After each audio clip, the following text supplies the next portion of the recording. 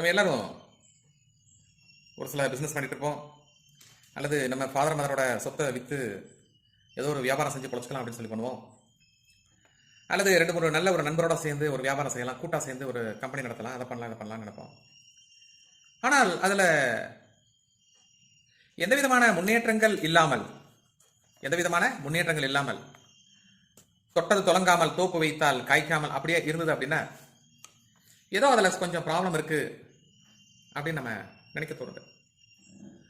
அதில் குறிப்பா எங்க பிரதர் இந்த மாதிரி பண்ணிட்டாரு, சிஸ்டர் இந்த மாதிரி பண்ணிட்டாரு, இல்லை எங்க கசின் இந்த மாதிரி பண்ணிட்டாரு, இல்லை பழைய பார்ட்னரோட மனைவி இந்த மாதிரி செஞ்சுட்டாங்க, இல்லை பழைய இவங்களோட கணவர் இந்த மாதிரி செஞ்சுட்டாரு அப்படின்னு சொல்லி நிறைய கருத்துக்கள் பேசுகிறார்கள். அது ஒரு பக்கம் இருக்கட்டும். எவர் எப்படி செய்திருந்தாலும் இந்த பில்லி சூனியம் நம்மளை தாக்காமல் இருக்க வேண்டும். அதற்கு என்ன செய்தால் நாம் அதிலிருந்து தப்பித்து வெளியே வரலாம் அப்படிங்கிற ஒரு சிறப்பு பார்வை. நீங்க டெய்லியும் உங்க குலதெய்வத்தை எப்படியும் கும்பிடுறது வழக்கம் உண்டு. அந்த கும்பிடும் பொழுது இப்ப சொல்லக்கூடிய ஸ்லோகனை 11 முறை ஒரு மண்டலத்திற்கு சொல்லப்பட வேண்டும். காலையில் சொல்ல, சாயங்காலம் சொல்ல, தவறுதும் இல்லை. அந்த ஸ்லோகனை சொல்றதுக்கு முன்னாடி வாயை சுத்தமா கழுவிடணும்.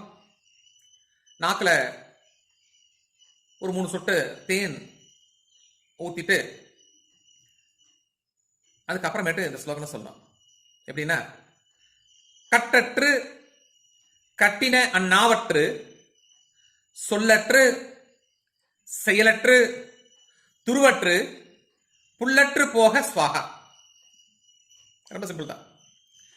கட்டற்று கட்டின அந்நாவற்று சொல்லற்று செயலற்று துருவற்று புல்லற்று போக ஸ்வாகா. இந்த ஸ்லோகனை நீங்க 11 டைம்ஸ் சொன்னா போதும். ஆனால் 48 days சொல்லணும். நம்பிக்கையோட சொன்னீங்கன்னா உங்களுக்கு தெரிந்தோ தெரியாமலோ ஏதாவது எதிரிகள் இருந்து உங்களுக்கு பில்லி சூனியம் செய்திருந்தால் அது தானாக உடைந்து விடும் அப்படிங்கிறது நம்முடைய மூதாதையரோட கருத்து. நம்பிக்கை இருப்பின் இதை நம்ம ட்ரை பண்ணி பார்க்கலாம், தவறுதுமில்லை. மீண்டும் நாளை சந்திப்போம். அன்புடன் டாக்டர் AS மகாஸ்ராஜன். மாவ